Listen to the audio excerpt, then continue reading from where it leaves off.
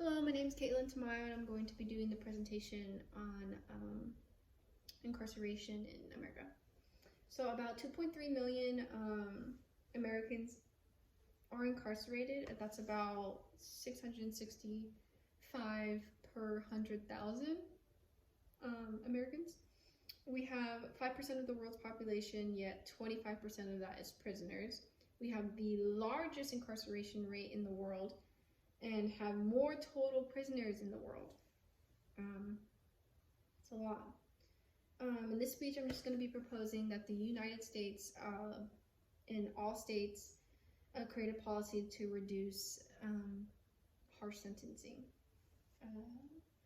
I think as a society, if we want to be just and honorable, we need to seek rehabilitation and equality and balance in our judicial system.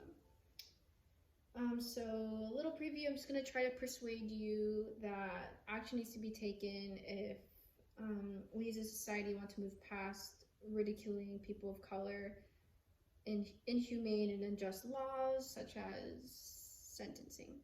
So I'm just going to segue real quick into why race is so heavily driven in this speech. To begin, I'm just going to talk about the prison system only wants to seek justice for people of color, and to alliterate is going to be African Americans and other minorities are likely to have more harsher punishments than white Americans. And I say this because an example or my evidence would be that during the stock market crash, people saw that many poor minorities' petty crimes were more harshly dealt with than what had happened during the stock market crash, because obviously the rich white, often white, Americans had impunity during those times. And obviously those two had two different types of society implements on that, more being that the stock market had way broader consequences. As far as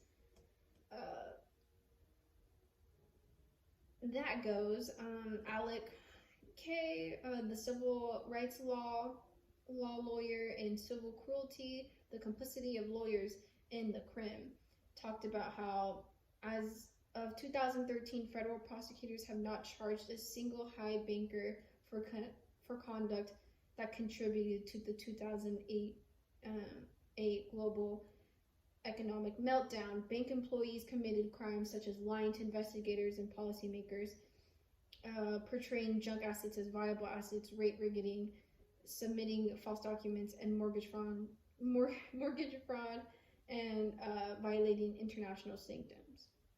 So, doing some research, I know some people were held accountable, but not nearly as enough. And that just is a clear depiction of the imbalance of how we view justice being served. Another reason why, or I guess I know those two things are a little bit different, but to more simplify or compare the two, even when it comes to drugs, justice is only served to those who aren't white. And I say this because during the crackdown, or the crack epidemic crackdown, more likely people of color were disproportionately harmed. That with that being that the policymakers and media were disproportionately blaming crime rates on Black Americans in inner cities, despite the fact that there was evidence showing that all races consumed and distributed illegal drugs at similar rates. And that's because local law enforcement officers frequently centered their policing efforts on neighborhoods that were predominantly Hispanic and Black. It didn't help as well that the Democratic and Republican politicians also did racial caricatures such as black crackheads, crack babies, and welfare queens to rally up the support on war on drugs, get tough on crime, campaign and the prison building boom. With that epidemic, I'm going to try to compare it to the opioid epidemic, which is just a highly addictive drug. It's like Oxycontin or oxycodone. I'm sorry.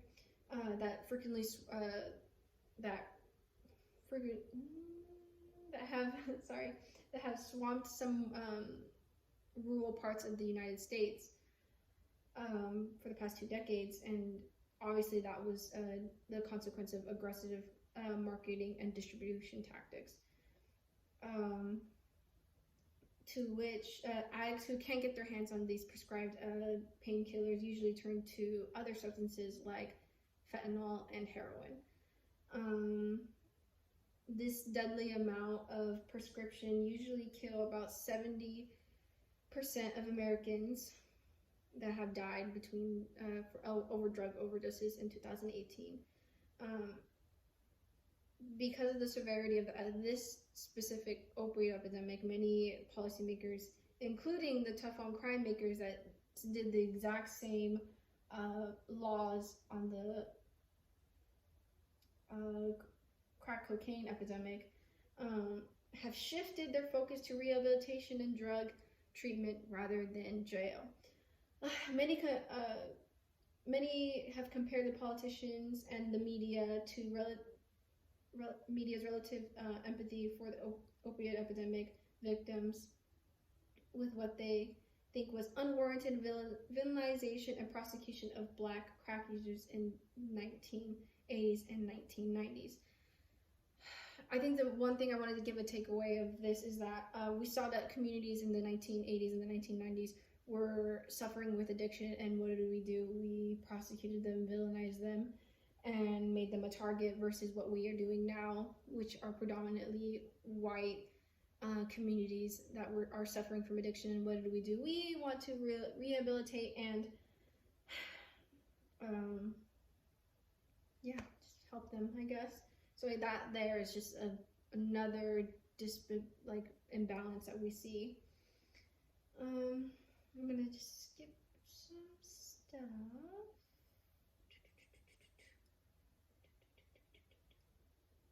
Moreover, I will discuss the rates of which numbers of incarcerated people in America are clearly about race. White Americans don't nearly compare to the percentage of people of color in prison.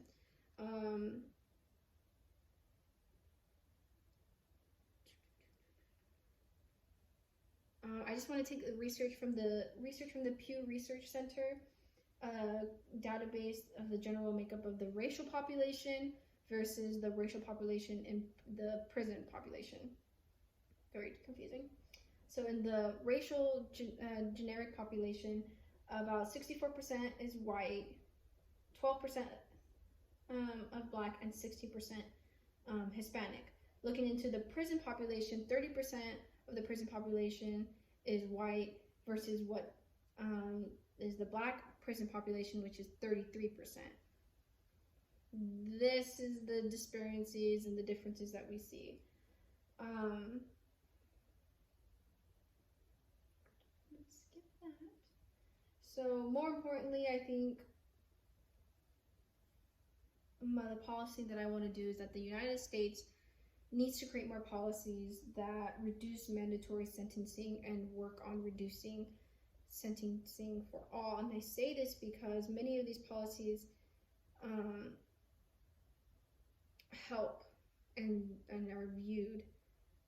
So according to the Commission's review of the demographic jail statistics from 2012 and 16, Black males serve 19.1% higher terms than identical offenses than white men.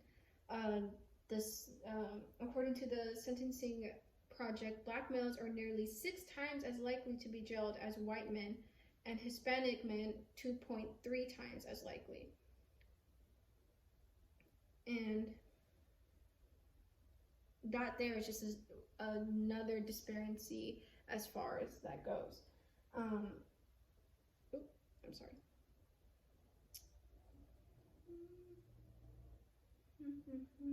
to, I think I'm about a near end of my speech because I don't want to, I have taken this so many times, it was like 17 minutes before, so I'm just gonna close to the end.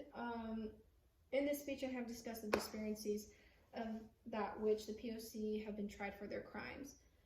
There's a clear imbalance that I wanted to show, that Black people are obviously being more harshly tried, and tried even longer than most white Americans. And that is why I think we should try to reform the sentencings and try to help get rid of those disparities. Because as you may not believe, many people actually still believe that we haven't truly changed when it comes to the racial hierarchy. We just redesigned it and called it prison. All right, thank you.